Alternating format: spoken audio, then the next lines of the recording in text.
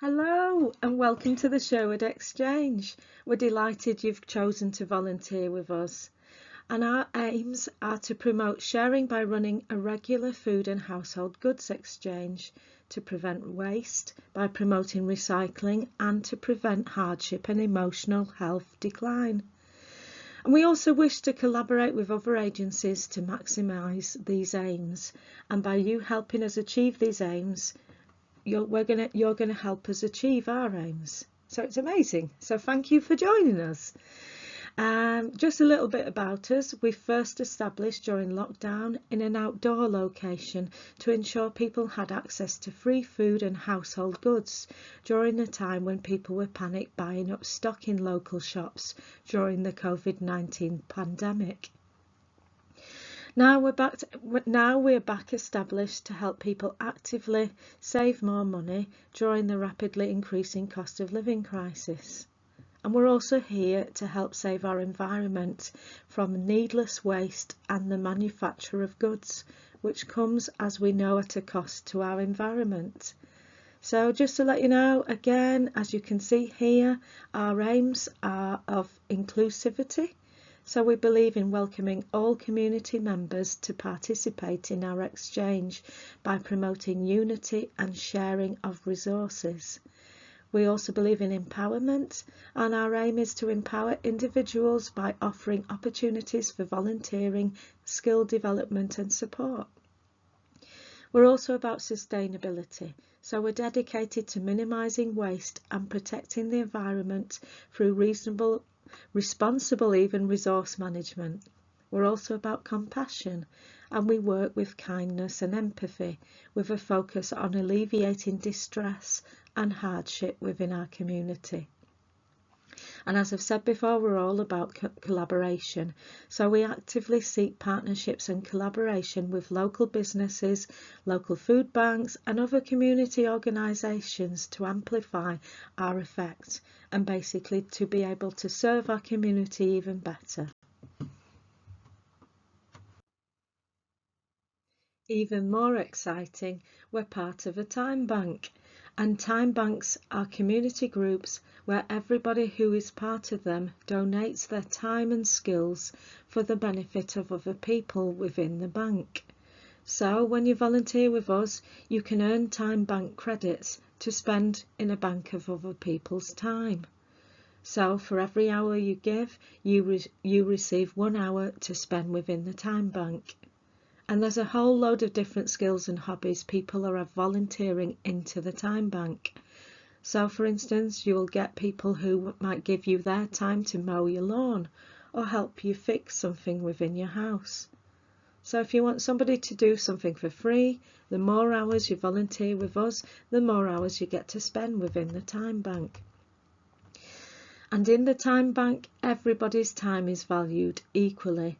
Whether that person is fixing a wall for you or clearing your home, let's say, or your garden, or maybe even doing some legal work for you, let's say, everybody's time is valued equally. There's no status of who should receive more, etc., because the currency we deal with here is time. So no money is ever exchanged unless, for instance, you're asking somebody to bake you a cake. You'd obviously give them money to buy the ingredients, or maybe if somebody is picking you up, you might decide to give them some money towards the petrol. However, there's no official money exchange here. It is all about getting skills for free and sharing what you have to gain somebody else's skill. So if you wish to be paid back for somebody else's skills and time, or even paid back by somebody else's skills and time, whether that be time you might need with your gardening, repairing clothing, or even somebody else's time to bake you a cake, you're welcomed to become part of the NG Skills Time Bank. And incidentally, the NG Skills, or the Skills Exchange, NG, which is Nottingham's local time bank, has been in operation since January 2017, and it facilitates a variety of time exchanges, including clothing and clothing and electrical repairs, transport, gardening and IT skills. All sorts of stuff is on there. I'm even on there offering my skills and time. And their members include older people, retired professionals and people seeking work who have the time to give to other people. And you can also, by the way, incidentally volunteer at the food exchange, and that's enough. That is your time bank exchange, and as you know, we will value that very highly. And the skills exchange NG are also a big environmental supporters and frequently attend community events and social events. So do let us know if you're interested in joining, and join a lovely group of like-minded people who believe in sharing. So potentially you'll have more access to free services and opportunities to save money and the environment too when you can volunteer with us. How good is that, eh? Now, every organisation needs rules, and I know already you're a beautiful soul because you've chosen to come to us. However, at all times, our code of conduct that all of us adhere to is as follows. The first one is to be approachable, polite and professional during all interactions with customers, visitors, anybody you see at the exchange, because the way you are perceived will also reflect on us, and we want people to feel welcome. So if you follow these rules, you'll be fine. Second one is to not express discriminatory attitudes towards individuals or groups of people. Third one is to refrain from language or practices considered to be discriminatory, judgmental or persecutory towards others. And as a golden rule, if you think maybe I shouldn't say it, please don't say it. Now, we do accept that people will, and naturally we do tend to have prejudices, likes, dislikes and things we might do which might be different than other people's. And if you do have strong viewpoints, we just ask you to keep them at the door, and that way we can assume that we're not discriminating or upsetting anybody who comes through our doors, etc. And we're treating people for the qualities and kindness they bring inside rather than the beliefs, etc.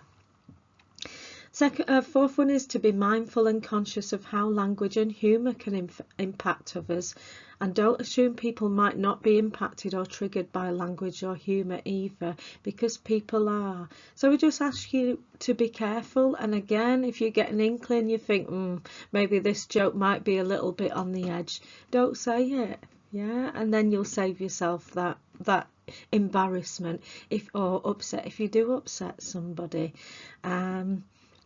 And then number 5 is to deal with people with patience, compassion and respect at all times. Now, we do, there will be people in life that maybe do make you feel a little bit irritable. Just be patient with them, and if you can't be patient, ask your team colleagues to support you too. And that is a big thing about our work here, that we're always honest about how we're feeling. So if you know already that you're a little bit stressed or you might be a little bit impatient, just let us know.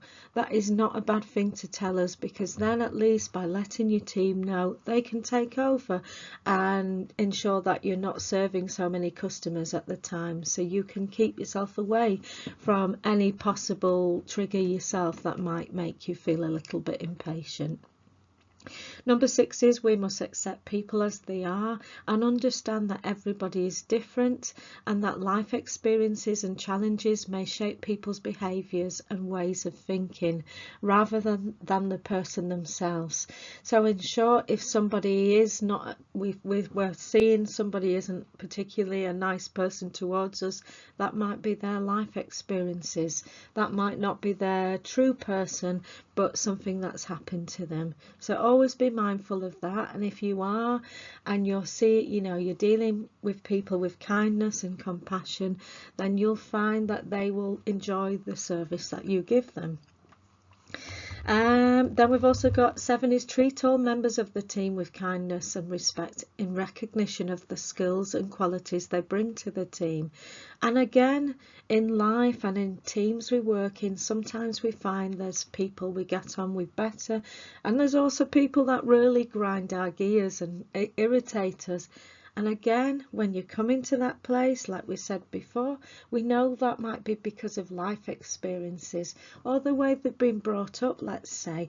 But actually the best way to look beyond that is to think, well, this person is good at this, and with this skill that then benefits me and the team's work.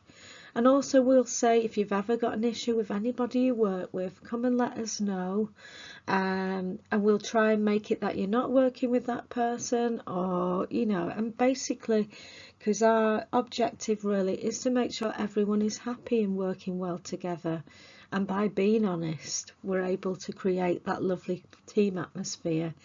And the reason we're doing all this is because we all know that we've either worked in a team or we've been into a place where teams are not talking or there's an atmosphere, and it's horrible, isn't it? And by talking about all these code of conducts, which I'm sure you would do anyway, that means that by having these in place, that you'll never have that experience, or you'll never work in a team that's grumpy and unsettled, because we don't want that. We want people to feel happy volunteering for us, because we're a lovely bunch of people, and we also want our visitors to come back to us knowing that as well, that they can come down, have a good laugh, be received by nice, kind people. And yeah, so I've even said it there as well. Number 8 is communicate when you're unable to be kind, patient and compassionate, so support can be provided to ensure the work of the organisation and team is not compromised. Because say if you're a little bit grumpy with somebody, that could mean that visitor's not going to come back again. So again, tell us and we'll support you. Be patient whenever you're frustrated with colleagues or visitors, and deal with mood fluctuations or impatient professionally and courteously, can't say that word.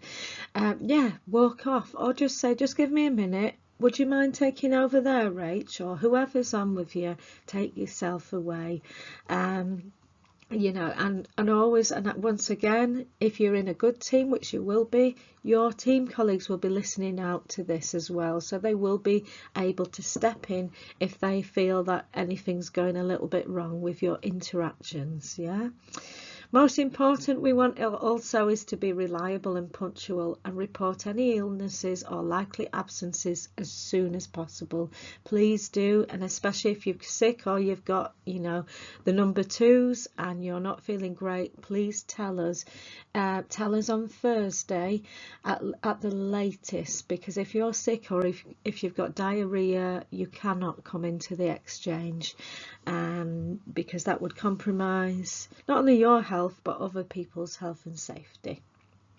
Finally, be open and accepting if ever challenged about the impact of your actions, behaviours and attitudes. We're not here to tell you off, we're here just to say, did you realise that when you said that, this happened? We're all here to learn, including myself. So be willing to take on learning or information to inform new behaviours, attitudes and actions, because the more we learn from our mistakes or things we've not got quite right, the more better then the service for other visitors, and the more better and lovely we become, and together as a team. So just following on from this, because we are nice people, we expect you never to make threats or to resort to violence or any other form of intimidation. We certainly hope you'll never shout or become angry or aggressive to other people. And we expect you never to swear or curse to others to deliberately cause offence. And on that note, a lot of people aren't as sweary as other people, So again, you get that little feeling, maybe this person might not like me swearing. Just try not to do it. Only swear with people and curse with people you know are sweary people, okay? And definitely don't do it in front of visitors. Never be rude or hurtful towards other people. Never isolate, ignore or refuse to work alongside certain people. Granted, if you tell us that you really don't want to work with somebody, in good time we will make sure you can't work around that person if it's a serious problem. But if you were to say, I'm not going to work with them, that's actually bullying at the time. You know, I'd rather you came up to us and said, look, I've got a real problem now, rather than you saying that in front of a person. Never tell offensive jokes or call people names. Even banter. Sometimes I can take banter myself, and other times, you know what, I've not got a sense of humour. I might be stressed. Be mindful of that, okay? Never display or talk about offensive materials or subjects of any subject that might impact others. I mean, obviously, don't be, you know, some organisations say no porn or no, obviously you know that yourself, but again, any offensive material could be something that triggers somebody else, yeah? So just be mindful of that. So we don't also, because we're nice, we do any other forms of bullying, harassment or victimisation. So just in case you weren't aware, harassment is when bullying or unwanted behaviour is about any of the following, what they call protected characteristics under the Equality Act 2010. So age is considered as a protective characteristic, so definitely no age jokes towards me, please, as I near the age of 50. Also disability as well, obvious, but yeah, again, remember people also have hidden disabilities, yeah. Gender reassignment as well is a protected characteristic, definitely no jokes about that, please. Race as well, religion and belief, and I'd also say race and culture, but again, these are, you know, these are what are listed in the Act. Religion or belief, as I said, sex, whatever sex somebody is as well, as we know, it's illegal to discriminate. We might call it sex discrimination law, as it is illegal to discriminate on any of the other protected characteristics as explained. Sexual orientation is another one, as is harassment because of pregnancy or maternity. However, harassment and discrimination are not just exclusive to these groups of people, as we all know too well. It can also happen in response to characteristics that make an individual or group different from anybody else. And discrimination means treating somebody less favourably than somebody else due to the above, due to their protective characteristics, and this means anything that puts somebody with a protective characteristic at a disadvantage compared to somebody who does not have a characteristic, or indeed something we might even say low income. You know, somebody might be discriminated because they've got a low income by not being allowed into the exchange, let's say. We'd never do that, but let's say. And the same as maybe somebody, let's say somebody with a high income, if we said we will only have people from a certain income bracket, then we would be discriminating against, let's say, somebody with a higher income who might think, well, I'm too rich to come in here, yet actually I am struggling. Okay, so there's no legal definition of putting somebody at a disadvantage, but that might include excluding somebody from opportunities and benefits, making it harder for somebody to perform their volunteering role, causing somebody emotional distress, causing somebody financial or some form of loss. So we might say, let's say, if we told somebody to volunteer with us when it was the only day they could go out and work, somebody with a low income, then we would be putting them at a financial disadvantage. So discrimination may be unintended or it might be intended, and it results in less favourable treatment than what was to that person. Get my teeth in there. It's also worth noting that the Exchange will not tolerate any form of bullying. I know we said before, but just to make it clear as well, such as physical bullying, which involves physical aggression such as hitting, kicking, tripping, all of that stuff, schoolyard stuff, but it might also include damaging somebody's belongings. verbal bullying, which includes name calling, insults, teasing, intimidation, verbal threats, or relational social bullying, which involves harming somebody's reputation or relationships, calling them behind somebody's back or bitching behind the backs, as somebody might say, spreading rumours, excluding somebody from a group, for instance. That stuff is awful. We've had it all our lives, and at school we don't want it in our happy, safe space. Cyberbullying as well, we know, just as we know that takes place over digital devices like phones, computers, tablets, and again, yeah, we don't tolerate that as well, or any form of emails or anything like that that are considered to be bullying. Sexual bullying is another one, which involves harmful actions that target a person's sexuality or gender. We're not down with that at all. Which might include sexual comments, jokes, gestures, uninvited touching. I would say 1980s cringe, you know, where people are, you know, they should know better, but they're making somebody feel very uneasy and uncomfortable about their, let's say, their appearance, or they're being overtly sexual. No, thank you. That does not happen in our place. And the other thing we don't tolerate is prejudicial bullying, and this targeting people based on their race, religion, ethnicity, or any personal characteristics. And it often involves stereotypes of discriminatory behaviour. And as I mentioned before, a lot of us have got some really solid beliefs, yeah, but also in those solid beliefs, do remember as well that there may also be the other side of the party. Or let's say, for instance, you know, let's say if you're pro-Palestine, we might have an Israeli customer too who might also be on the opposite side of that. So please, although, you know, it's great to be involved and to have really radical and supportive beliefs of certain groups in society, please be aware that we might also have the other groups coming to us. Yeah. So yeah, just basically be nice to everybody. If you get a gut feeling, I always say that is usually for a reason, and that gut feeling is saying perhaps maybe I shouldn't say that. And also be ready to apologise as well. And I think the more you get used to apologising, saying I'm so sorry, I didn't mean to cause offence, and be willing to be challenged as well.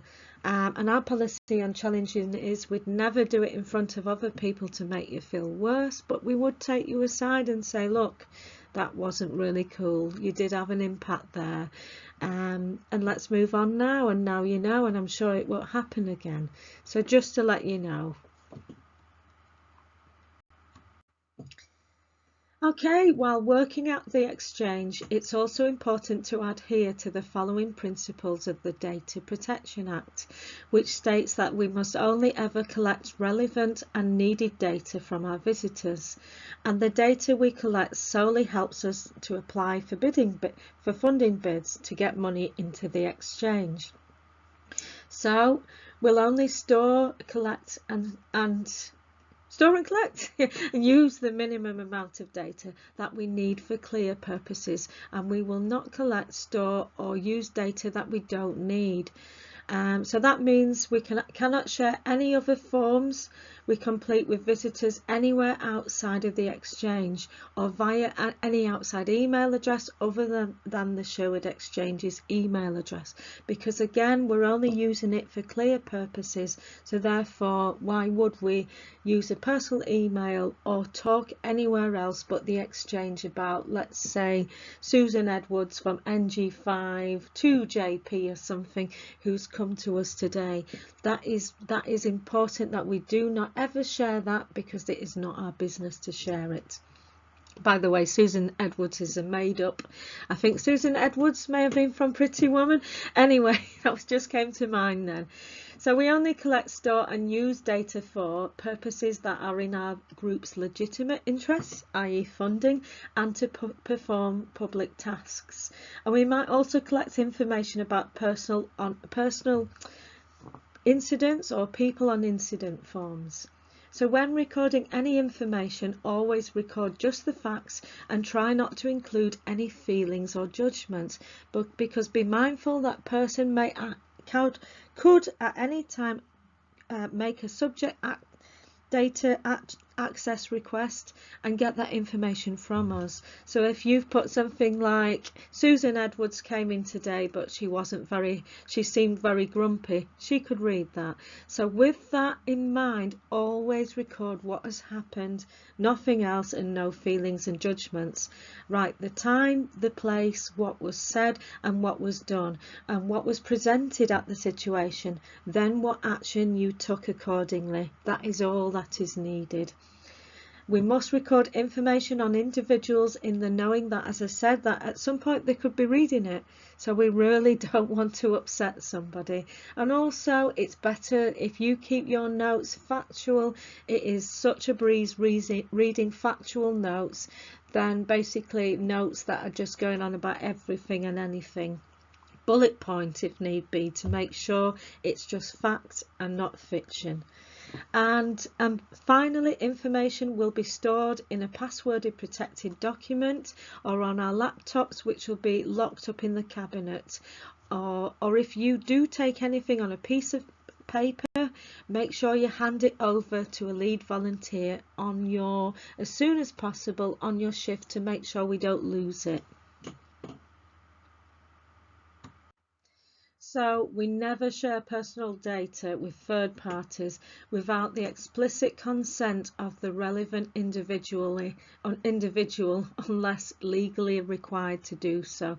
We cannot share anything with anybody else at any time unless legally we're required to do so. So what do I mean by legally? So for instance, say if we had a safeguarding issue, we were concerned about somebody's well-being, or perhaps we needed to speak to the police, then we would be legally required to pass on that information, especially if there was a concern about abuse, or perhaps we were dealing with an adult in need. That then is our legal obligation to ensure that information protects that individual. So in that vein, never discuss any sensitive issues or names of customers outside the team or outside the exchange. Yeah, because we also know that Sherwood is a very small community. So if we say that Susan came in today and she was horrible, then you might be talking to Susan's best mate, and then we're in trouble. Yeah. So golden rule is, if you need to talk to your colleagues discreetly, when no visitors are in earshot, or better still, call your lead volunteer or even myself to chat about things you need to chat about. Yeah, and that offer is at any time, especially after you finish a shift. Things tend to ruminate, don't they? Or you think, not sure about that situation. Just give me a ring, or give your lead volunteer a ring. That's what we're here for. Yeah, nobody should be leaving with any other feeling but happiness and relief and joy from finishing a good shift. Yeah, so we don't sit on worries.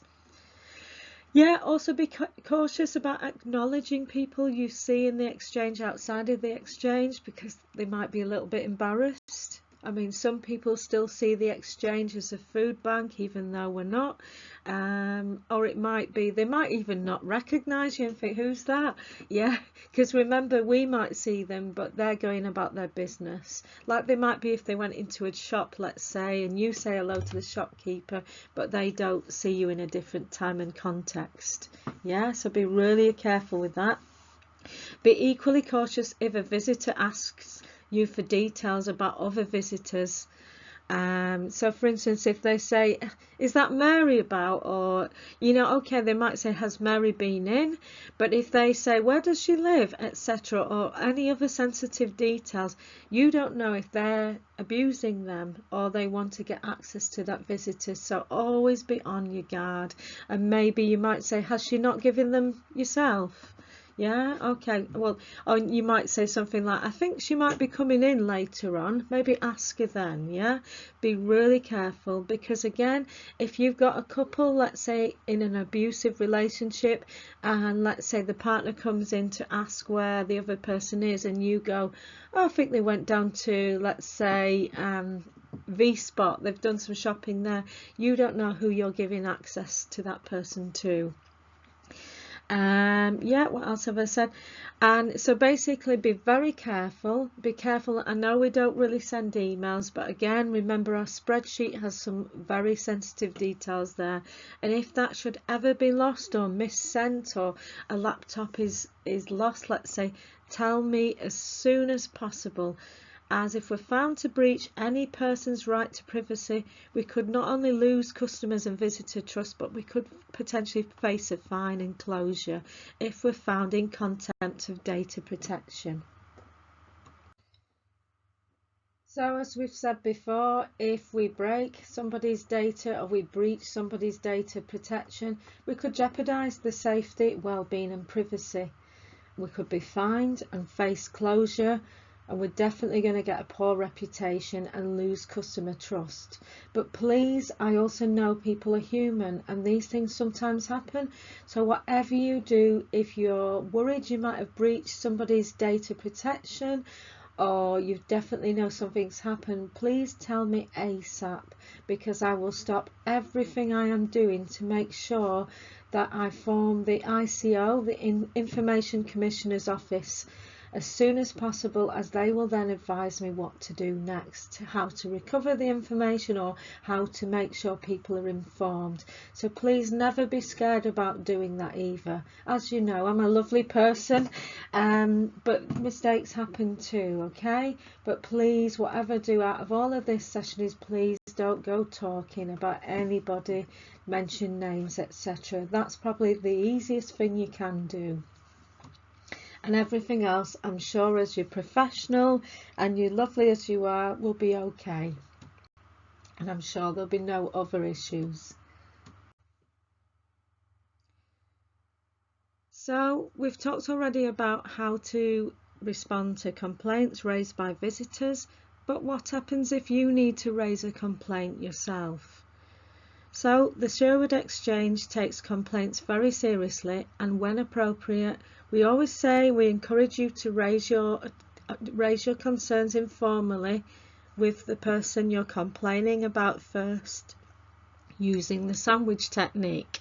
So just a reminder, the sandwich, aka the poo sandwich as some people might call it, technique involves you saying something positive first before you go in with the critique, then ending with something positive lastly, to ensure that your relationship can move forwards positively with that person you're complaining about. Because remember, your complaint is not about something personal about that person, it's about something they've done, a behaviour, etc. So as long as you go in nicely, you know, I do respect you, however, this time you did. You could also maybe say, and I don't know if you're aware, but that actually had an impact on me. However, I'd like to move forwards with this because I do respect you as a worker, etc. That is a perfect poo sandwich technique, okay? However, we also recognise that there may be situations where people are unhappy, or maybe perhaps you don't even want to have that discussion with them because you're quite upset, yeah? And you're doing the right thing by talking to us because you're a bit worried about having that discussion. Perhaps you might say something you regret, or perhaps you feel a little bit unable to speak to that person. Well, worry no further, because that's where we can step in. So if you do need to raise a formal complaint, don't worry about the word formal. It's formal because we do need to have a procedure where we can look at the complaint a little bit further. And we promise to always take these seriously and treat the situation with utmost respect. So should you need to raise a formal complaint, so you can either do that by speaking to the lead volunteer, and then they will speak to myself or a member of the management committee if unable to deal with the complaint themselves. So our policy is to provide a fair complaints procedure which is straightforward for everybody to use. to wish to make a complaint. So our procedure basically is we will tell you that we'll receive the complaint, and we'll tell you within 7 days what we're going to do about the complaint. So it might be, we might say our plan is to speak to you first, then the team, then the complainant. So we kind of roughly guesstimate a time of how long this will take, and we are allowed to take up to 30 days to do it. And we'll make sure all complaints are investigated fairly in a timely way though, however, because we also realise that the longer you wait, the longer you're more uncomfortable. And we'll also make sure that complaints are, wherever possible, resolved and relationships are repaired. That's so important to us.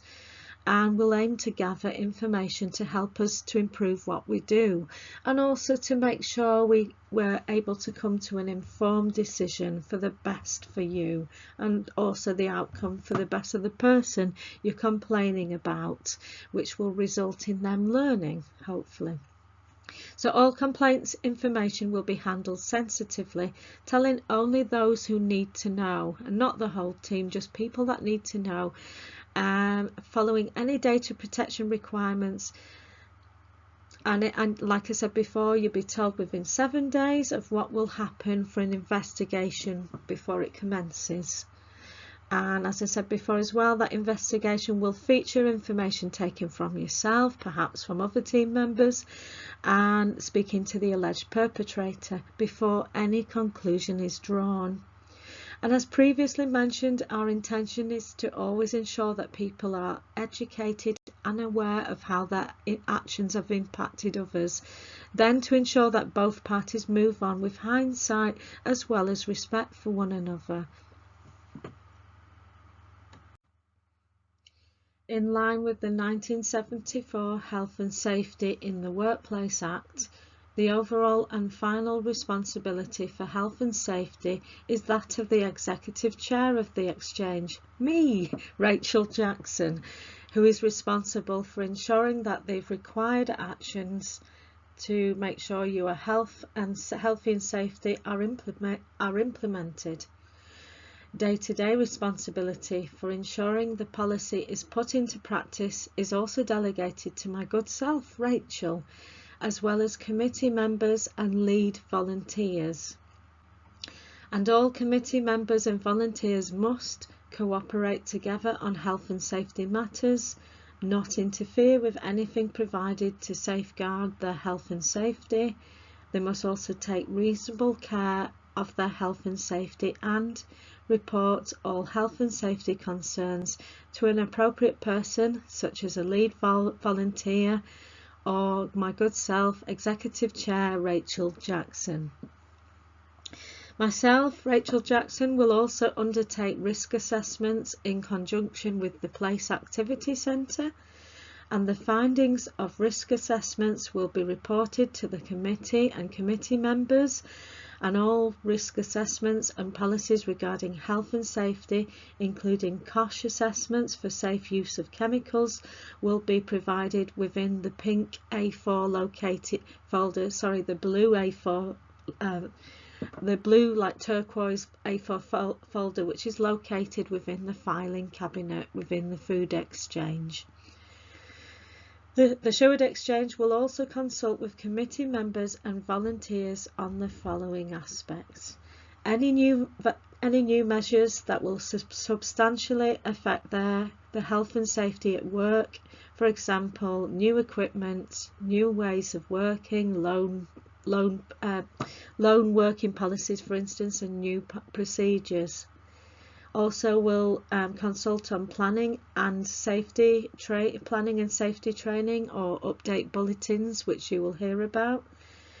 We'll also be considering the health and safety consequences of any new technology we plan to introduce. These consultations will take place through regular team and staff meetings and face-to-face discussions. Volunteers will be actively encouraged to ask questions as well. That's your good selves, raise concerns, make recommendations.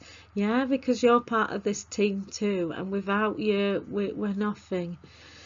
So you'll also be given time to consider issues and give informed responses to anything new coming into place. As your safety and well-being and viewpoints are so important to us, especially as you are in the exchange, and you'll be more knowledgeable than maybe perhaps people on the committee about the risks you might encounter. So therefore, and most importantly, our main aim is to maintain safe and healthy work conditions, and to provide and maintain equipment and machinery to ensure the safe storage of substances and the safe working practice of your good selves. To prevent accidents and cases of work ill-related health by training and managing health and safety risks within the workplace. We're also here to provide clear instructions and information and adequate training. I hope this is good enough to ensure committee members, your good selves, are competent to work safely and diligently. And we also aim to engage and consult with committee members, your good selves, about the day-to-day health and safety conditions within the Sherwood Exchange. And we also aim to implement emergency procedures such as evacuation in case of fire, etc., or any other significant incident. And incidentally, we've got business insurance via Markel Direct, which covers all of you and all volunteers should any adverse event happen to you within your volunteering work with us. As we're taking no chances, as your time and good selves are beyond value to us. I can't express that enough. So please feel assured that our intention is always to keep you safe. However, if you ever feel unsafe and you need to talk about a potential health and safety issue, come to me, Rachel, as soon as possible, so I can ensure that any risk or danger is negated and you feel confident again that your health and safety is being prioritised.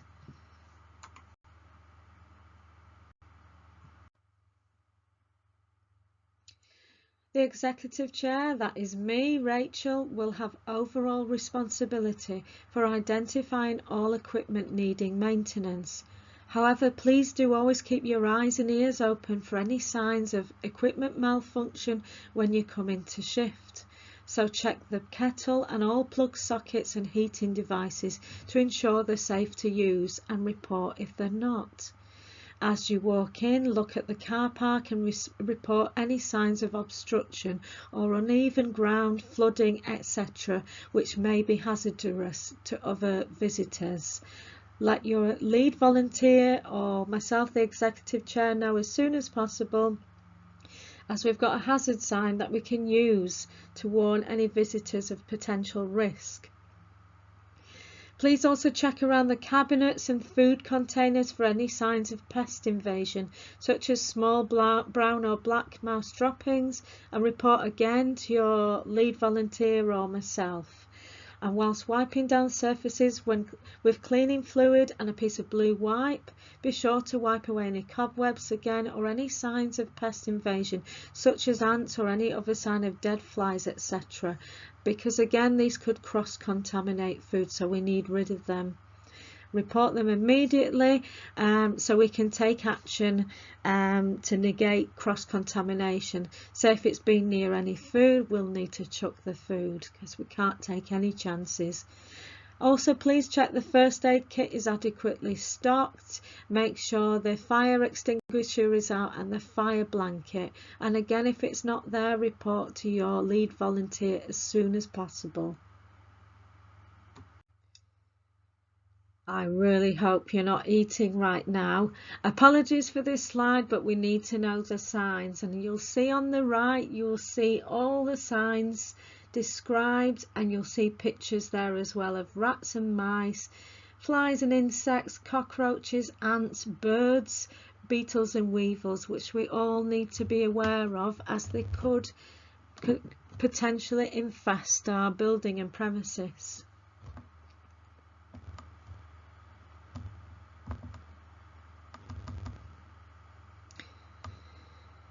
And of course, as I said before, report it immediately when you see it. And whenever donations are received from visitors or donors, discreetly check them for signs of invasion.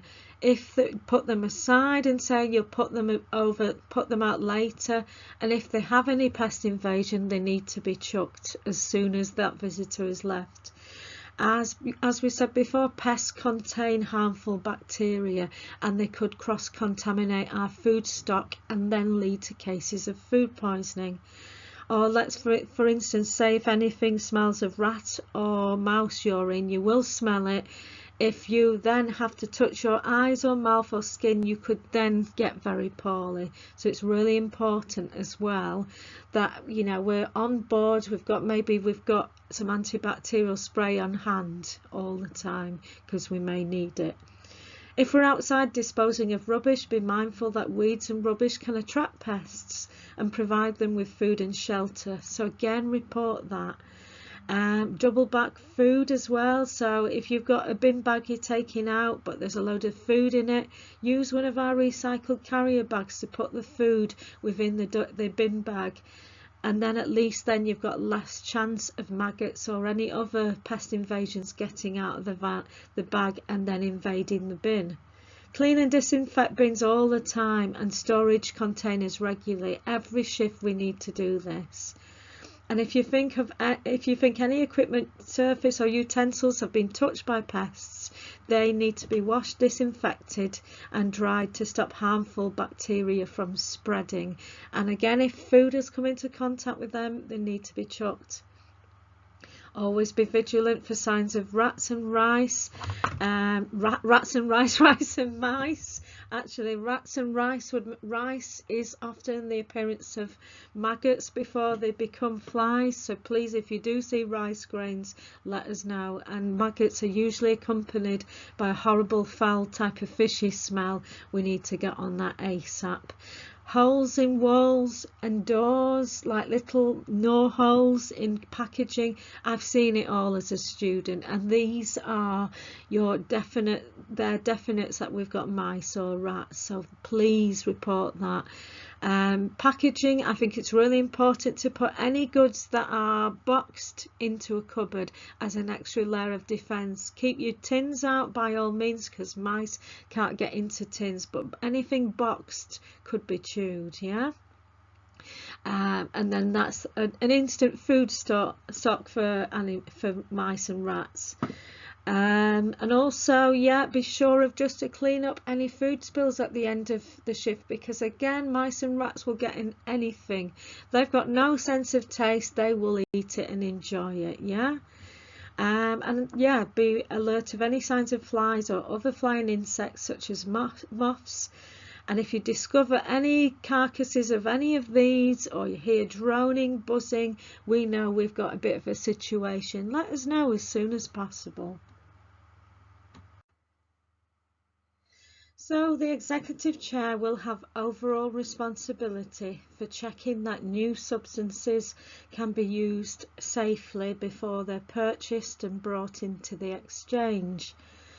And the Exchange will use only cleaning goods that have been tested for COSH, which is basically a risk assessment which is undertaken for any chemicals used, and it considers the risk of harm to the individual using them, animals, the environment and any other potential risks such as it being flammable or let's say harmful to your skin, etc. And cleaning products used within the Exchange are classed as the following. They're either detergents, disinfectants or sanitisers. So just so you know, detergents clean the surface and remove grease, but they don't kill bacteria. To kill bacteria, you need to wash the surfaces at temperatures above 70 degrees centigrade. So warm water and warm soapy water too, which has the detergent within it. Okay, it's also worth knowing as well though disinfectants kill bacteria, and they can be used on a visibly clean surface, as once it's been cleaned then they get to work by killing anything left over. but they don't work effectively if the surface is covered in grease or visible dirt, because all you're doing is protecting that from becoming further infected. So always follow the specified contact times for all products to be effective. Sanitizers, though, can be used to clean and disinfect as long as it's a two-stage approach. First, you can use a sanitizer to clean the surface to remove any dirt, food or grease, but to kill bacteria you need to wash with a detergent, and again at surfaces at temperatures above 70 degrees centigrade. And you've got to maintain that temperature for some time, and also make sure you're moving the cleaner around to make sure that surface has been really cleaned. And then whatever bacteria is left over will be washed down the drain and will be removed by all the lovely elements of chlorine and goodness knows what else we've got in our Severn Trent water here. But you've done your part, yeah? So you get rid of that and then things become safer. And while it is possible to clean with cold water, warm water is the best, because then that will ensure that the lavers lather up properly, and soap lavers must also be used so they can effectively remove bacteria. So what you need to know is all COSH assessments are kept in that teal, or say turquoise folder in the Exchange, and substances are kept within either our get your teeth in, Rachel, metal lockable container, or which is our aka our filing cabinet, or we've also got a dry cupboard which is located within the ladies' toilets of the Place Activity Centre. So alongside cleaning, volunteers will also be asked to check and empty bins at the beginning and end of shift to check that there is enough hand sanitizer, cleaning products, masks, gloves as well, to ensure good hygiene and safety throughout each shift, especially now as people come in with colds, etc. They're masks, so do wear them to protect yourself and ask others to wear them too. And all volunteers coming into contact with chemicals will be trained to store and use them correctly and safely. Just so you know, we have a chemical spill kit within the Exchange, which is designed to soak up a big chemical spill.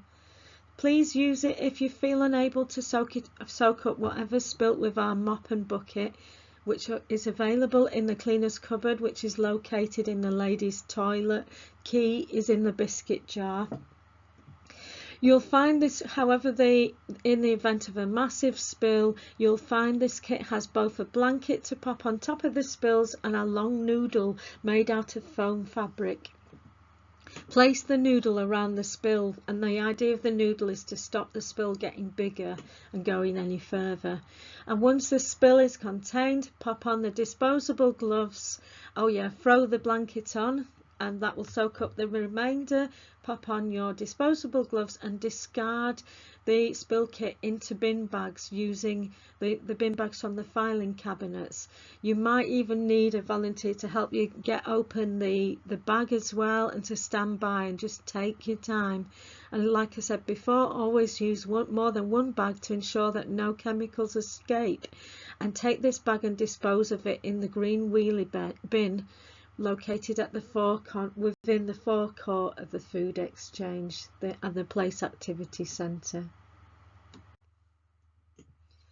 We must be conscious of preventing cross-contamination and food poisoning at all times during working within the Food Exchange, the Sherwood Exchange. The impact of both could be fatal, especially if any of our vulnerable customers or visitors become ill, which could then lead us to close down. Understandably, we're quite keen to avoid any of this at all costs.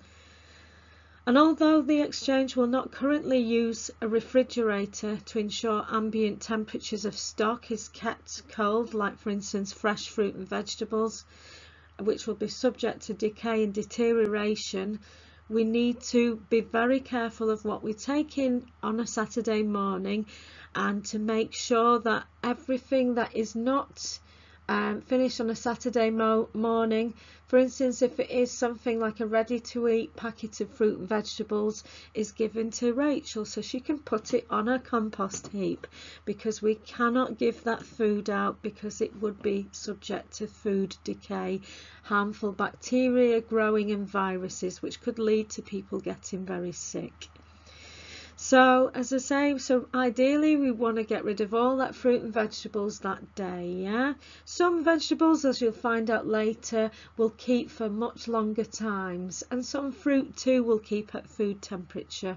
However, if it's already cut or it's in a packet, we need to get rid of that as soon as possible, or give to Rachel for a compost heap.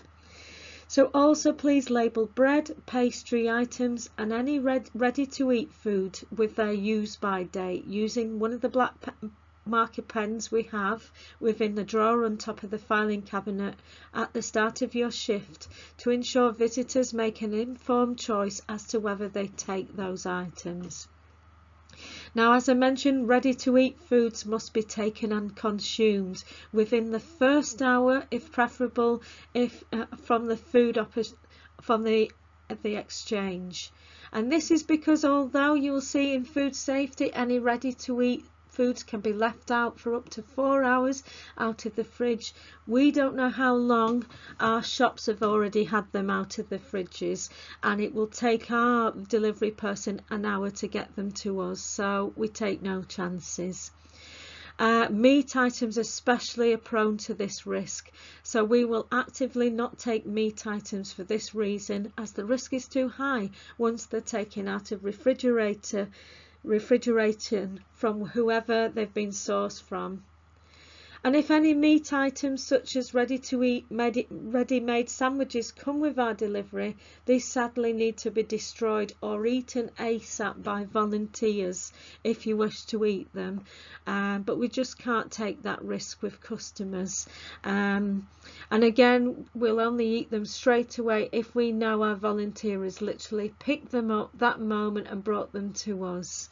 And they know that that food has also just come out of the fridge. We've got to be really careful. And this is because they need to be refrigerated at the end of the day. Anything meat and ready to eat products need to be kept in a fridge. And the more bacteria within them which multiply lead to food poisoning, so we can't have that if they're not refrigerated and kept below 5 degrees centigrade.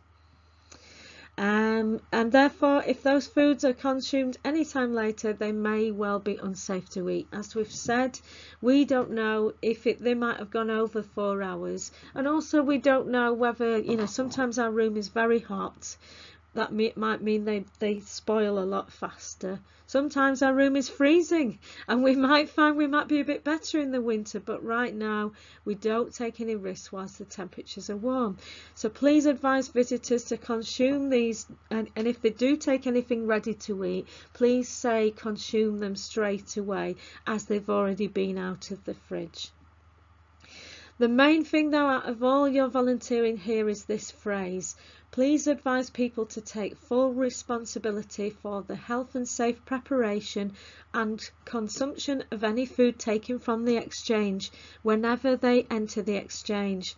And posters will also be on display to remind our visitors of the responsibility they take when entering the exchange. And this is key, because if somebody should take food from us, yet we've already told them, we've warned them, and we've told them it's their responsibility, we are and you're going to hear this expression and phrase again, so really get used to saying it.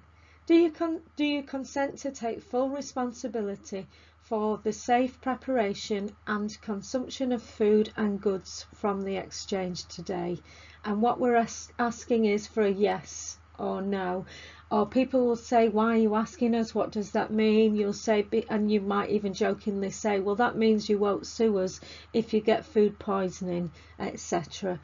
So again, do you consent to take full responsibility for the safe preparation and consumption of food and goods you take from the exchange today? So get used to saying it, get familiar with it, and that simple yes at the end of every time somebody attends is all we need. So use by or best before, which is worse? What do they mean? So use by definitely means use this product by this date or else.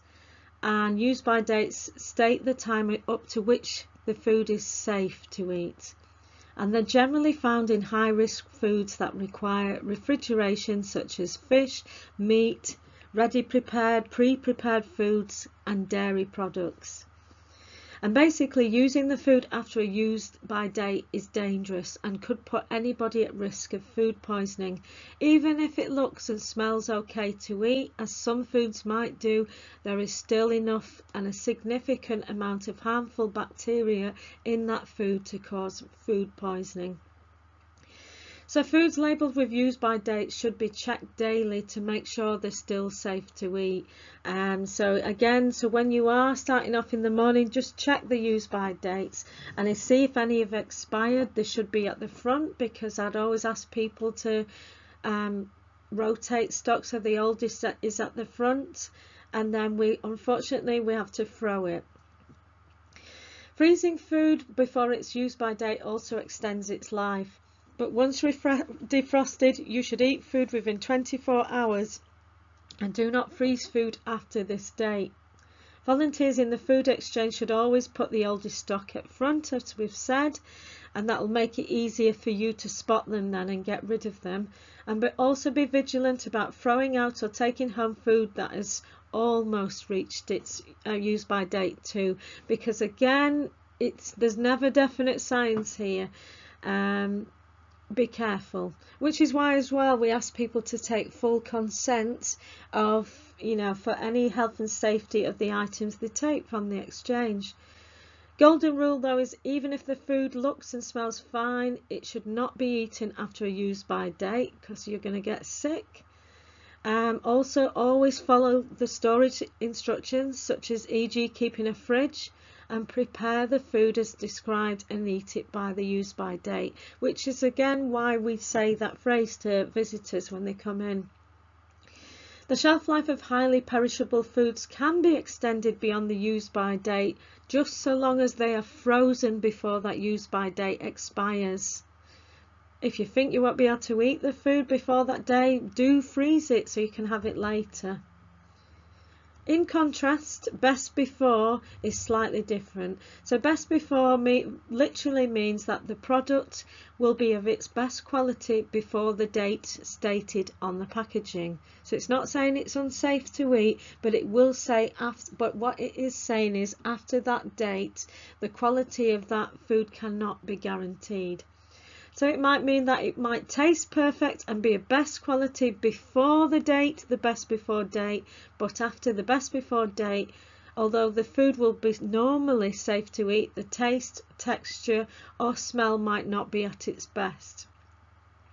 However, as a general rule, if the food looks, smells and tastes good and the packaging, this is the biggie, is still intact and it's before a best before or it's after a best before, it will most likely be safe to use even if it's past the best before date. And incidentally, you can store canned foods up to four years after a best before or use by date, because canned foods are canned in preservatives which help them last longer. So if we get tins that are from 2020, they will be still safe to eat, although probably won't have deteriorated in much of the quality either. However, to be super safe, we do try and keep our stock within 2 years wherever possible, as long as the packaging is still intact. As any batch, but if there is a bash to a tin, that could lead to any chemicals escaping. So what I would say then is, for any tin you think that it's been bashed, even if it's not even got past its best before, we need to get rid of them, which is why you see them discounted at supermarkets, because there is that, I mean, although in a supermarket it's just been discovered dented, the chemicals might not have dislodged and the food still might be okay, but it's a risk again we can't take. So likewise, we should only run up to 6 months beyond a best before date on any packaged foods. So this could be like, let's say, a packet of raisins, packet of nuts, yeah, even anything what they call squidgy packaged too. So what the lady from the food standards said, we had like some ready to eat bean bean like little foods we had in a squidgy packet, a bit like the packets you get from microwaves, or let's say anything like that needs to be eaten, as it will deteriorate after 6 months after its best before date.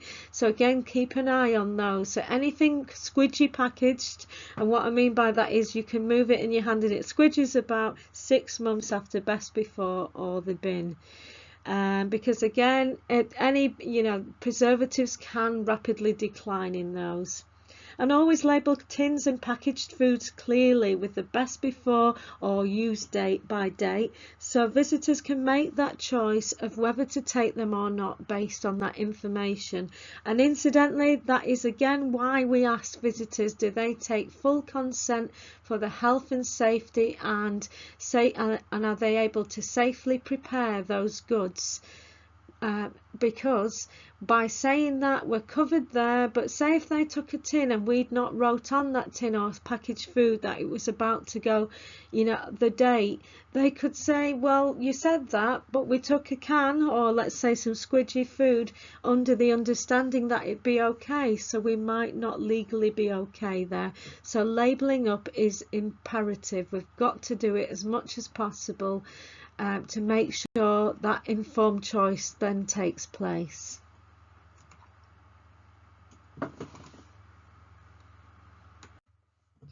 Cross-contamination is the process by which bacteria or other microorganisms are unintentionally transferred from one substance or object to another with harmful effect. And cross-contamination between raw and cooked food is the cause of most infection. And foods which are most susceptible to cross-contamination include raw meat and poultry, raw eggs, raw shellfish, unpasteurized milk, and ready-to-eat foods, including cooked slices of meats, pâtés, soft cheeses, and other pre-packed foods which we do get into our exchange. So to avoid cross-contamination, advise visitors to consume or refrigerate any ready-to-eat foods within an hour of taking them from the exchange. Discard any ready-to-eat foods by 1 p.m. as we do not have a refrigerator to ensure their safe storage. Advise visitors to take enough shopping bags to pack raw and ready-to-eat foods separately. And advise visitors to check bags for spillages after every use. And if there has been a visible spillage within bags, soiling or damage, plastic bags for life should ideally be used for another purpose, where the safety risk will not occur again, or replaced, as spills can lead to bacteria which then contaminate new food taken from the exchange. Or what they can do is just get a disinfectant wipe, etc., antibacterial wipe, and wipe them. But that's something I didn't know before working here. So it is really important that, as I say, separate bags, because again, are used and bags are clean because of cross-contamination. It's actually advised that we use cotton or fabric bags for life as opposed to plastic ones due to this reason, and that we wash them regularly to reduce the risk of cross-contamination. Once home, raw or ready-to-eat foods must be stored separately once again to minimise the risk. So when it comes to cross-contamination, please remember the 6 C's. 6 P's even. That's my dyslexia at its best. So first we've got people, fingernails, hair, bacteria, jewellery and plasters. They can all contaminate food. So again, tie your hair back, make sure your fingernails are clean, etc. And if you lose a fingernail, let us know. Packaging also causes cross-contamination, so that might be string, paper, wood chips, staples. All of those can get into food. Products such as bones, shell, stones, which may have been, so let's say in seafood, could get into products in food. Pests, as we know as well, like dead bodies of pests, dropping, urine, feathers can also cross-contaminate food. Premises, flaking paint, dust, dirt and glass again can cross-contaminate food. Plant, equipment and machinery such as screws, bolts, pieces of equipment such as metal can also contaminate food. So again, that's why it's important to report anything that's not working or broken, because also of its cross-contamination risk.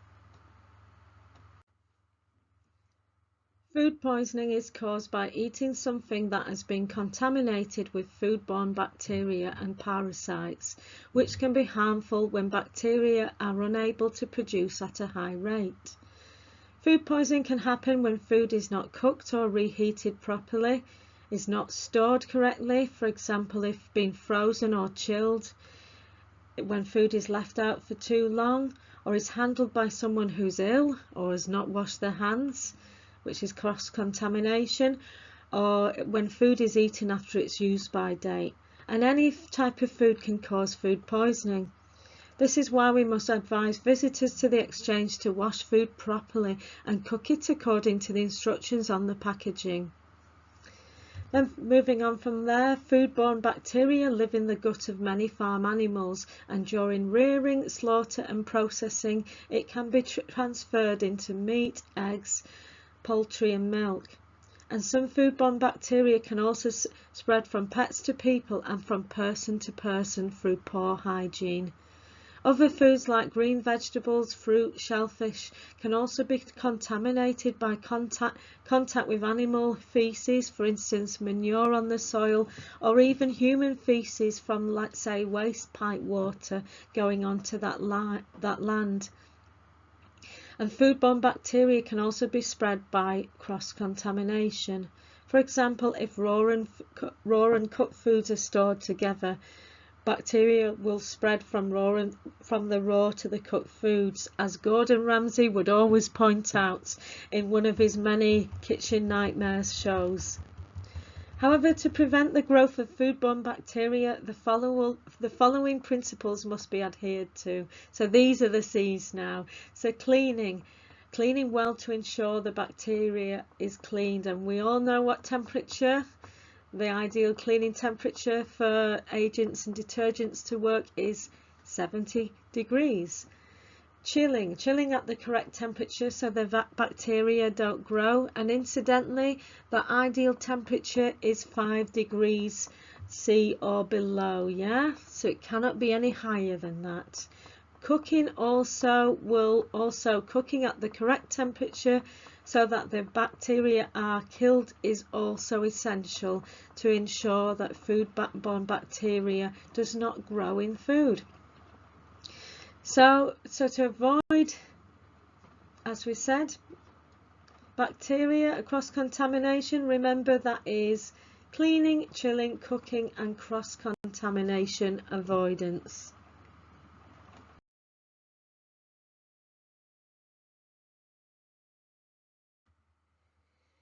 The main causes of food poisoning in the UK are Listeria, which is a foodborne bacteria which can contaminate ready-to-eat foods and pre-cooked meat and smoked and cured food and cheeses. We've got Campylobacter, which is stomach flu, which can be contracted via cross-contamination from raw chicken, especially when washing raw chicken, and is also found in red meat, unpasteurised milk and untreated water. And travellers can be susceptible to it if water is not treated in different places they visit. We've also got Salmonella, a common bacterial disease that affects the intestinal tract and lives in animals and human intestines and can be shed through faeces, which is spread by inadequate cooking practices and through cross-contamination in raw meat, undercooked poultry such as chicken or turkey, eggs or unpasteurised milk. We also have hepatitis E virus, which can be spread through contact with the faeces or vomit of an infected person and is linked to cooking pork products and offal. E. coli is a type of bacteria that can be found in the intestines of animals and humans and is often passed on through raw and undercooked meats and also spread through other contaminated foods such as vegetables, salads, water or unpasteurised milk.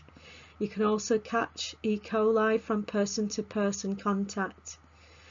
We've also got norovirus, also known as the winter vomiting bug, which is a virus which can be spread between hosts in different ways, such as through body fluids, e.g. HIV, through the air, e.g. through influenza, or ingestion,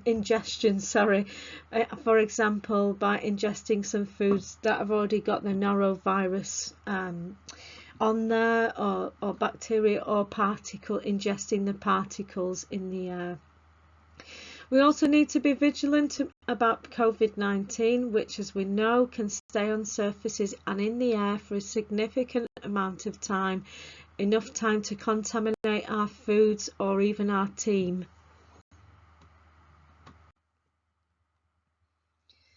Listeria is a food-borne bacterium that causes an illness called listeriosis. Cases are rare in healthy adults and children, but cause big problems to people with compromised immunity, such as the elderly, people with health challenges and disease, pregnant women and young children. Listeria can contaminate ready-to-eat foods such as sandwiches, sausage rolls and Scotch eggs, cold pre-cooked meat such as chicken, deli meat, salami and cold cuts of meat, smoked and cured fish, including sushi, cooked shellfish, soft mould-ripened cheeses, the ones we love such as camembert, brie and blue-veined cheeses. It can also contaminate pâté, lovely pâté, unpasteurised milk or products made from unpasteurised milk, and also pre-prepared sandwiches and salads, little salads in bags and cut fruits, etc. as well. For example, pre-cut melon slices or even, Sainsbury's packet of ready-to-eat salad. However, to reduce listeriosis, it's important to keep foods cold until you're ready to eat them and make sure the fridge, when you take them home, is set at 5 degrees or below. Refrigerate foods as soon as possible if you're not going to eat them straight away. Always eat ready-to-eat foods within 4 hours of removing them from the fridge, but as we know, we just leave them out for an hour when they come into our food exchange. You must also eat, cook or freeze foods by their use-by date and follow instructions on the packaging to make sure they're cooked at the safest, correct temperature. Always follow the storage instructions too, including those for open foods. Instructions provided always on the food's label. And if there's no instructions available on the foods, we need to discard them, as this could pose a risk to our visitors who might not know how to make sure that food is safe. Ready-to-eat foods must be kept away from raw foods in the fridge to avoid cross-contamination, and also kept separately in bags, the bags that our visitors take the foods home in. You should also wash your hands regularly with soap and water before, during and after meal preparation. Older people and pregnant women should be especially cautious about eating cold, smoked or cured fish. And we will also have signage. There will be signage displayed around the exchange reminding people of best practices when taking away ready-to-eat foods.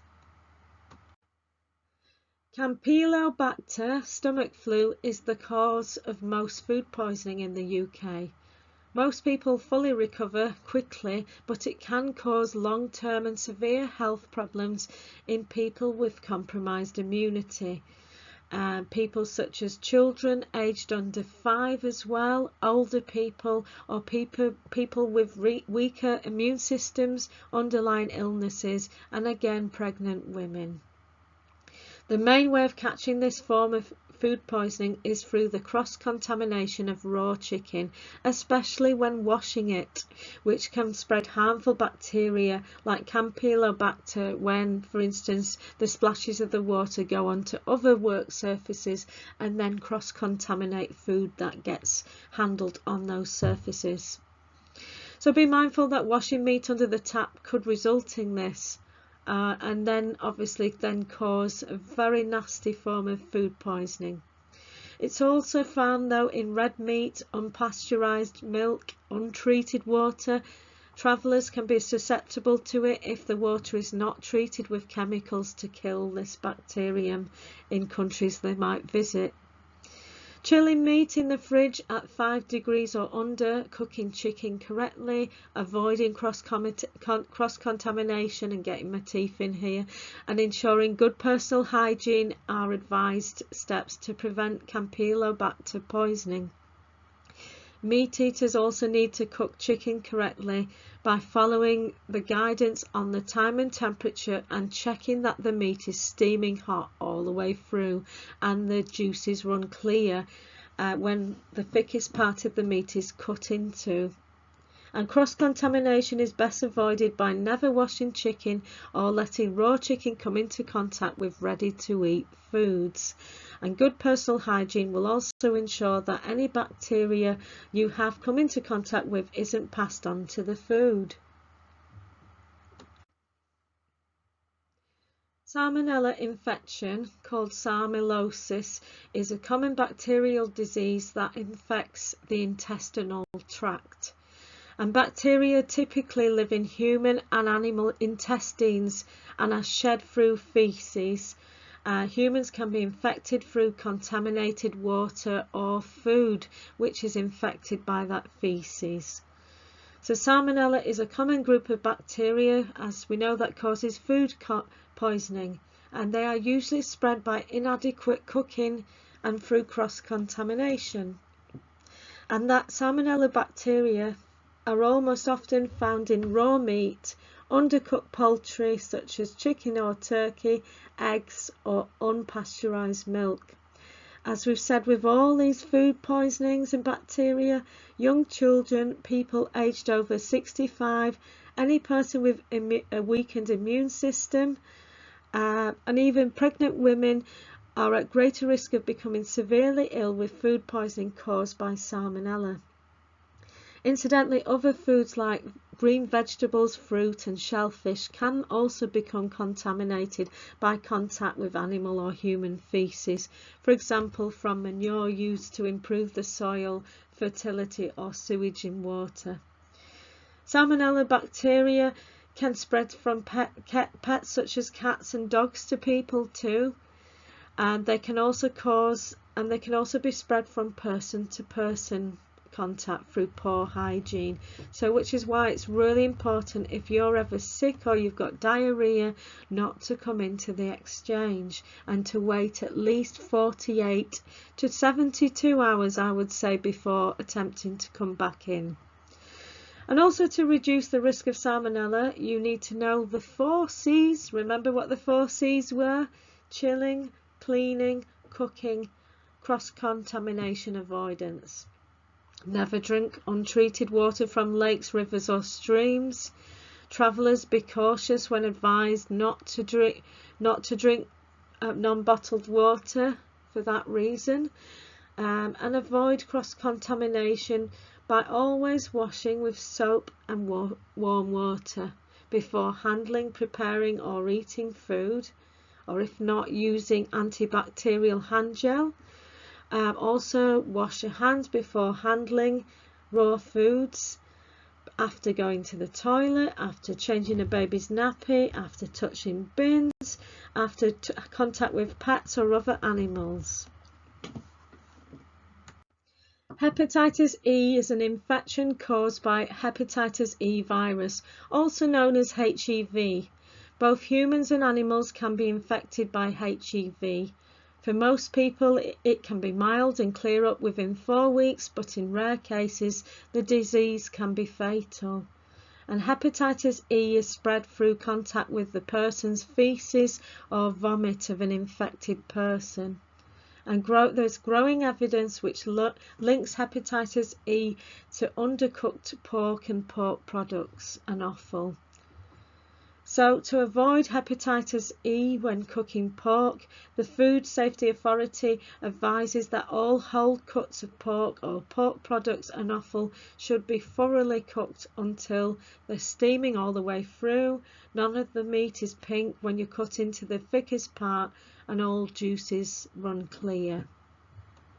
And for our thing as well, just if you've got, like I said a million times before, if you've got diarrhea or sickness, please don't come into shift.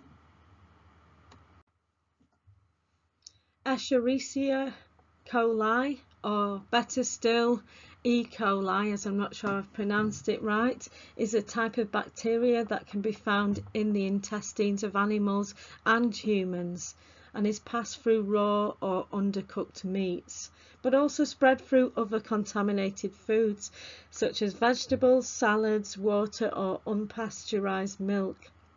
And you can catch it too from person to person contact. And like many types of bacteria, E. coli can grow in food when it's in the danger zone, and the temperature range in which germs or bacteria grow and multiply is between 8 degrees centigrade and 60 degrees centigrade. So just again, let me repeat that whilst my computer is not going to die, hopefully. The danger zone is between 8 degrees centigrade and 60 degrees centigrade. So please cook above 60 degrees. And do not make sure food that is ready to eat food or any of those foods are allowed to go above 5 degrees, otherwise you're in the danger zone. To avoid E. coli, as we said, chill your food below 5 degrees, as this will stop and significantly slow the growth of bacteria, including E. coli. Cook food correctly by following the guidance on time and temperatures. Again, this will kill E. coli. And avoid cross-contamination via bacteria passing from raw goods to ready-to-eat foods via things like reusable shopping bags, knives and chopping boards. And use food and drink by its use-by date on the label. Even if it looks fine, eating after this date will put your health at risk. As we've said before, make sure it's used before the use-by date. To avoid E. coli, always wash fruit and vegetables with water before eating them. And also to ensure they are clean of harmful bacteria and chemicals and preservatives too, because you don't know what that food has been treated with. But if you wash them, it's likely to come off. And fruits should be washed under a running tap or in a bowl of fresh water, and the skin should be rubbed under the water. Start with the least soiled and dirty items first and give each one a final rinse. Peeling vegetables can also remove bacteria, so this is an additional precaution you can take when intending to eat root vegetables raw.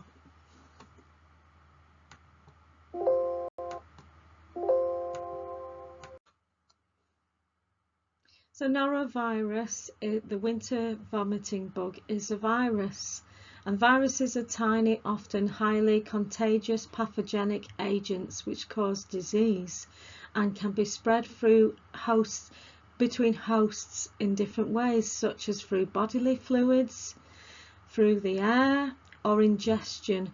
For example, by ingesting the norovirus particles as you're talking to somebody or in some food. Norovirus causes an estimated 3 million cases of diarrhea and vomiting every year, and although symptoms can be unpleasant, it is considered a mild infection. You're most likely to catch norovirus by coming into contact with an infected person, but it can be also spread by contaminated food. and norovirus can survive and remain infectious in foods and the environment for prolonged periods and can often survive under harsher conditions than bacteria can. A norovirus can contaminate food and water and enter the body by being ingested and inhaled through the mouth or nose, and can cause infection once it has reached the gut.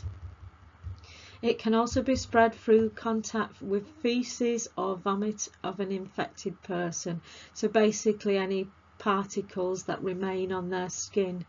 Therefore, if you've had any stomach upset, as we said before, diarrhea, or you feel sick, please stay away for at least 48 hours, or actually 72 to be on the safe side if it's been a bad virus, as we need to keep everybody safe and yourself safe too. So what do we know about COVID-19? I think we probably all know a fair bit, don't we? But as we all know too well, COVID-19 spreads mainly between people who are in close contact with each other, for example at a conversational distance. It can also be spread from an infected person's mouth or nose in a small liquid particle when they cough, sneeze, speak, sing or even breathe. It can be contacted when the infectious particles that pass through the air are inhaled at a short range. This is often what is called a short-range aerosol or short-range airborne transmission. Or if the infectious particles come into contact with the eyes, nose or mouth of a person, which is called droplet transmission. It can also be spread in poorly ventilated and in crowded or indoor settings where people tend to spend longer periods of time, i.e. our exchange. And people become infected when touching their eyes, nose or ears after touching surfaces or objects that have been contaminated by the virus. So the best advice is, if you're unwell, wear a mask, or better still, if you've got a cold, don't come in. And same likewise, if a visitor appears to be unwell, ask them to wear a mask. And do not, or even ask them what they need in the exchange and get it for them, because we don't have adequate ventilation. Do not handle food or enter a food handling area unless you are feeling well.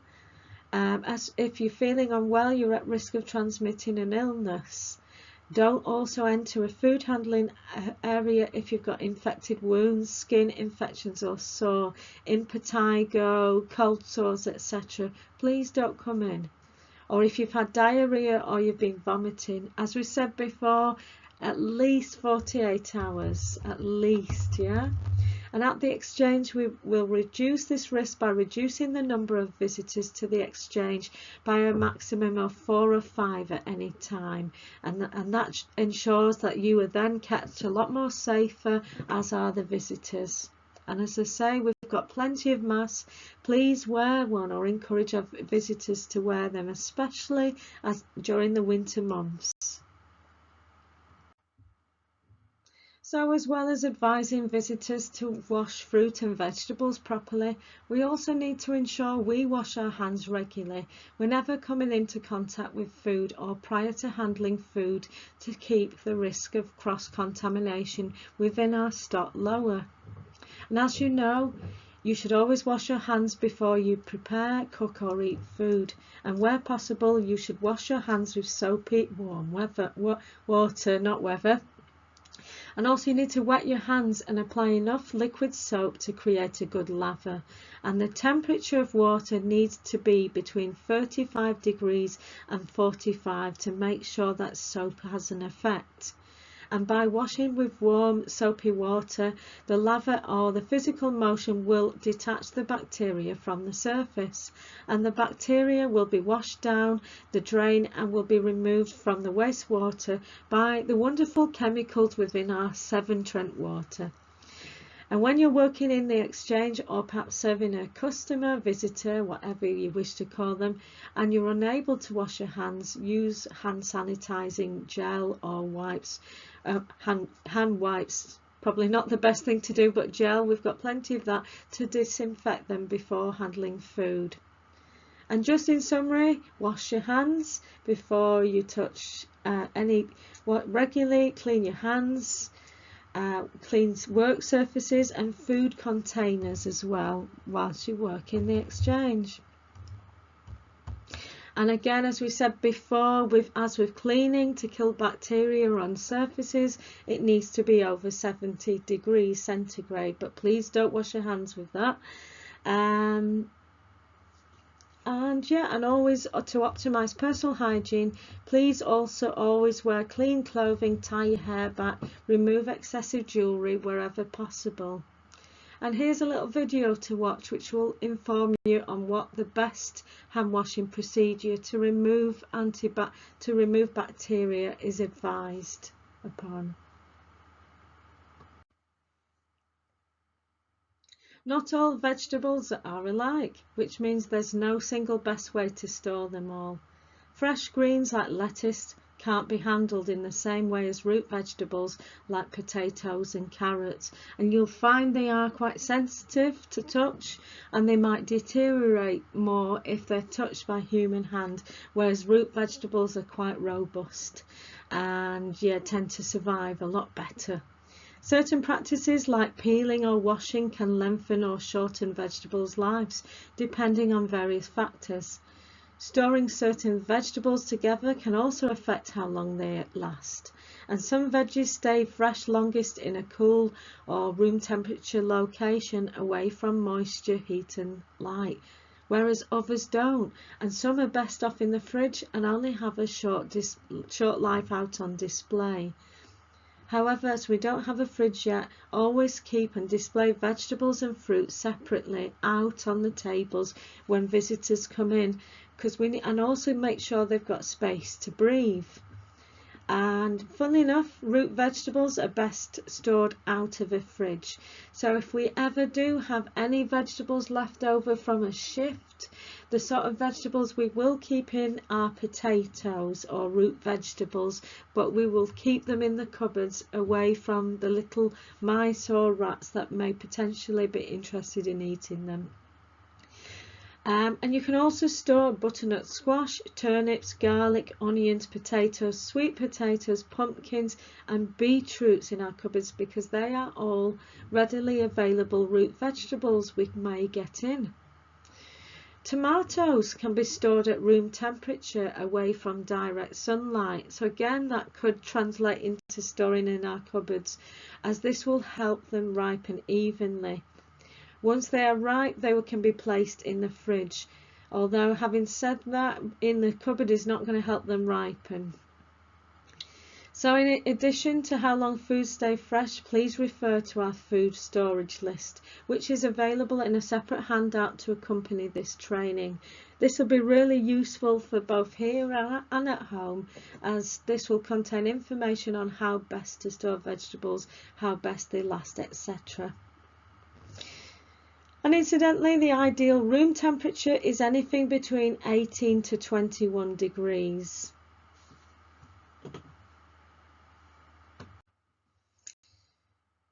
So the executive chair, myself, is responsible for ensuring hazardous manual handling operations are avoided as so far as practically reasonable. However, there will be some aspects of lifting involved in the volunteer role, such as lifting boxes of clothing or carrying donations of food to cupboards, etc. Please only lift what you feel capable of lifting, but if you decide to lift, please follow the following instructions. So always, with any of this, is always plan ahead. So good preparation will mean that you will be aware of all hazards. But if you must lift, the first thing we always say is stretch first. Make sure you're stretchy and your body is going to work as you want it to do so. If you're going to lift, bend with your knees, squat down to grab the item and use the strength of your legs to do most of the lifting.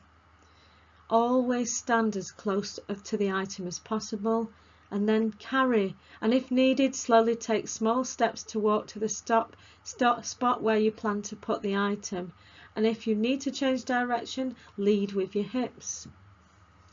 Whenever you've found where you need to decant the item to, stop walking and stand squarely in front of the spot. Then set down, The same movement as lifting, but in reverse. So slowly bend your knees and squat as you lower down the item down to the ground if the item needs to go back to the ground. And always keep the item as close to your body as possible. Brace your core and then keep your head looking straight forward and place the item on the ground. Obviously using your knees and legs to lower down before lifting it up again, or lifting yourself up again. And if the item has been placed above the ground, e.g. on a counter or table, walk up to the surface and place it gently on top.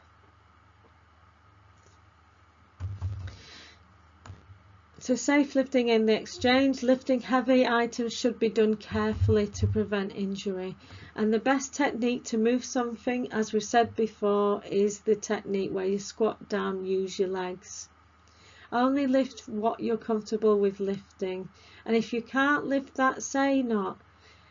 We also have trolleys, and we encourage visitors to drop off donations straight onto the trolley, which is a high-waisted trolley, which can then mean you can manoeuvre the food or that product easily to where you're taking it to. Other things I think you need to take into for are always planning ahead. Look at the item you're about to lift and ask yourself, how heavy is it? Is it awkward for one person to carry it? Are there devices to help me to carry it? Where am I putting or going to put this item? How am I going to carry it for a long distance? Are there any obstacles ahead of me? Should it be carried, as I say, by just one person? Are there doors which will need to be opened when carrying it? So again, that's your preparation. Are there proper handles or things to hold on to? Do I have the equipment to do this job safely? And always tell us or ask us if not. So the first aid box will be kept in the bottom drawer of the filing cabinet in the food exchange, and this box contains bandages to treat cuts, scratches and minor burns. In the event of a minor chemical burn, please remove dry chemicals, put on your gloves and brush off any remaining material. Let's say if somebody's got bleach on their arms, yeah? Remove contaminated clothing or jewellery and rinse chemicals off for at least 20 minutes under the water or in the shower if it's available. We do have a shower within the food in the ladies' toilet. And protect your eyes from chemical contamination. Bandage the burn, rinse again if needed, and use the chemical spill kit too if it's a big spill. But however, we don't use any dangerous chemicals that would do this. However, in the event of a larger burn or chemical burn, emergency assistance must be sought.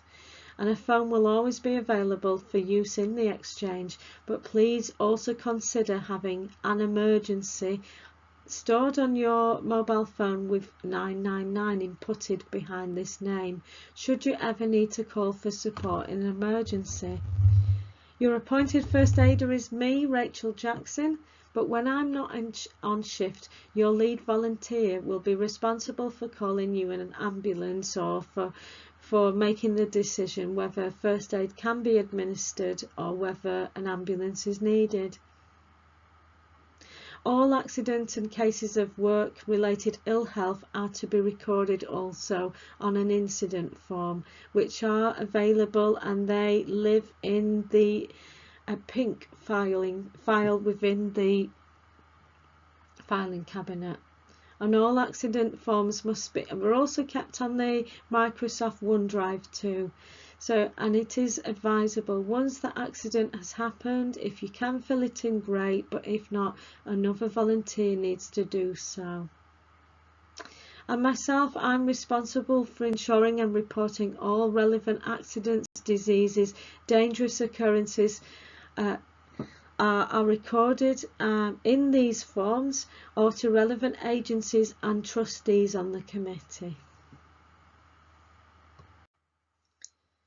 So fires can kill and do so very fast, silently and without any warning. And three conditions that fires need to survive are oxygen, heat, fuel. And with these, this will then give everything the fire needs to spread, as fires need convection, conduction and radiation from these things. And once you've got all these combined, you've got a fire on your hands. And the following situations could lead to a fire at the exchange. So the first one is smoking, when cigarettes, matches fall onto soft furnishings, paper and carpets, they could set a fire on fire. Or similarly, I can't say the word similarly, outside, if people are smoking, be mindful of throwing butt ends into the garden exchange, because again, if you've got a butt end, let's say on a bit of plastic, a plastic pot, that sets alight. Fires can also happen on the exterior of buildings and still endanger people inside, so always be careful. Electrical faults such as faulty wiring or overloaded sockets could easily cause a fire. Heaters too, faulty gas heaters, or in our case fan heaters, could cause a fire very easily if paperwork gets near them, or fabrics are near them as well, which can easily set alight. So we have to be so careful there. Cooking appliances such as microwaves, when the food has been heated or is forgotten about, can then set on fire too. So cooking appliances such as microwaves, or when the food is being heated or forgotten about, can also set on fire.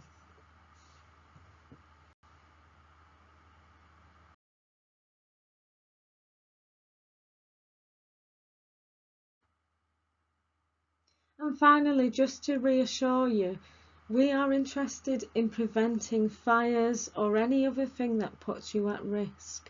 And the Executive Chair, me, is responsible for ensuring fire and risk assessments are regularly undertaken and implemented and reviewed.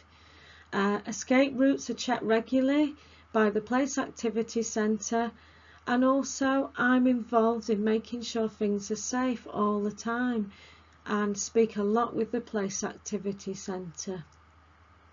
And also fire extinguishers are maintained and checked by my good self every year. Alarms are tested by the Place's administrator as well regularly. So there's fire alarms, there's smoke detectors in every room.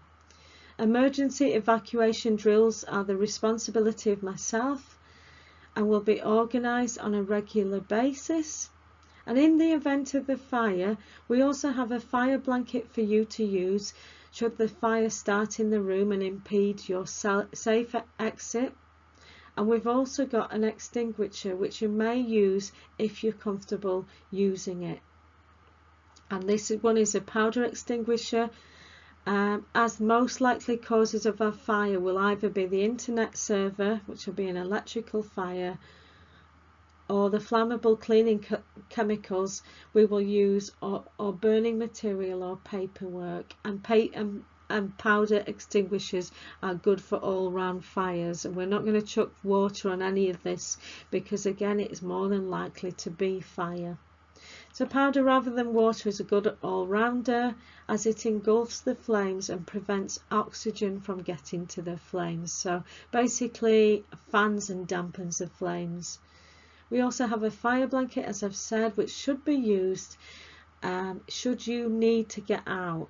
And quite literally, you open the casing and that blanket, you need to smother yourself in that blanket and wear it to make sure you're protected from any likely burning. And we've got a little video here for you to watch which shows you how to use the extinguisher. But most importantly, prevention is what is needed here. And as long as we prevent and we make sure we're reporting any faulty stuff or any concerns, we shall not ever be in that position.